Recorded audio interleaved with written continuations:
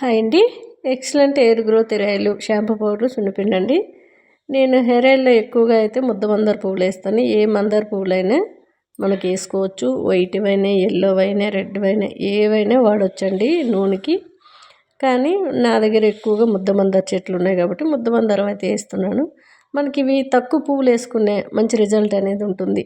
చాలా ఎక్కువగా మంచిగా ఆయిల్లోకి గ్రోత్ అనేది మనకి జుట్టుకి కనిపిస్తూ ఉంటుంది. చాలా పువ్వులైతే మనకి ఉన్నాయి. మనం ఒక్కసారికి ఇన్ని పువ్వులు వేసేసుకొని ఒక 5 లీటర్ల హెయిర్ ఆయిల్ అయితే మరిగించుకుంటే ఇన్ని పువ్వులు పడతాయి. మనకి 10 లీటర్లు అయితే ఇంకా డబల్ వేసుకోవాలన్నమాట. ఇక్కడ అన్నీ కూడా ముద్దమందార చెట్లు అనేది మాకు ఎక్కువగా పంట వస్తుంది. అట్లానే గోరెంటాకు, రోజ్ పువ్వులు, సున్నిపిండికి ఎక్కువగా రోజ్ పువ్వులు యూజ్ చేస్తాం. రోజ్ పువ్వుల తోట అన్నయ్య వాళ్ళకు ఉందని తీసుకొస్తాను. అట్లనే గోరెంట చెట్లు కూడా బాగున్నాయి. హెయిర్ ఆయిల్కి అయితే మంచి రిజల్ట్ అయితే ఉందండి.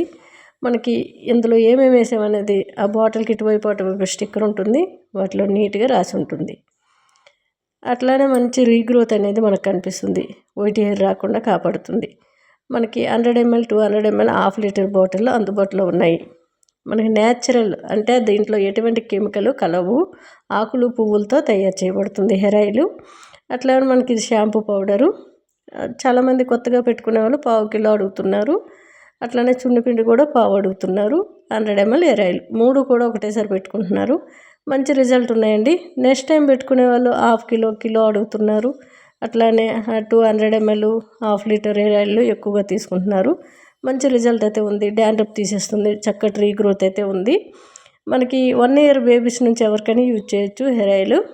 షాంపూ పౌడర్ కూడా యూజ్ చేయొచ్చు. కాకపోతే కళ్ళల్లో పడకుండా చూసుకోవాలి. కుంకుడికాయ కదా, కాస్త మంట పడుతుంది. మనకి ప్యాక్లాగా వేసుకోవాలి.